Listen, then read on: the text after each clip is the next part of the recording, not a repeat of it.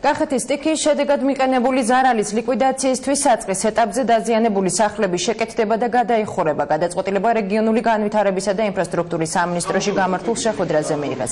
შემსწავლელი ჯგუფის წევრთა თქმით, პრიორიტეტს ზამთრის პერიოდში ადგილობრივთათვის ნორმალური საცხოვრებელი პირობებით უზრუნველყოფა წარმოადგენს. სალიკვიდაციო სამუშაოებში ჩართულია ფონდი ქართულს.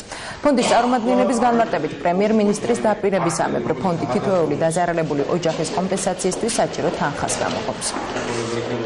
Სამი კატეგორიის ზიანთან დაკავშირებით გაიცა კომპენსაციები, თუმცა არასრულად ეს იყო პირველ, მეორე და მესამე კატეგორიაზე 1500, 1000 და 500 ლარი, თუმცა ჩვენ ვამუშავებთ მეთოდოლოგიას და ამატებით დავამუშავებთ იმ კითხვარებს, რაც არის ამოღებული ქართული ოცნების მაჟორიტარი დეპუტატების მხრიდან და რაც ჩატარდა თავის დროზე როგორც აღწერა.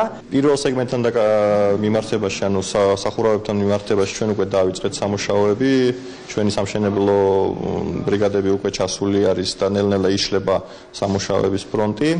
ასევე პარალელურად მიდის შესწავლა ახალი შემოსული განცხადებების, ხოლო რაც ეხება სოფლის მეურნეობას, ამაზე მუშაობს შესაბამისი სტრუქტურები, რომ აქ ჩვენ არ აქვს ის შესაძლებლობა, რომ ჩვენ თვითონ შევისწავლოთ რამე, ამაზე მუშაობს შესაბამისი სამინისტროები. კომისია მსჯელობს იმაზე, როგორ მოხდეს ზარალის სრული ანაზღაურება, როგორც ამას პრემიერ-მინისტრი ივანიშვილი შეპირდა კახეთის სტიქიით დაზარალებულ მოსახლეობას.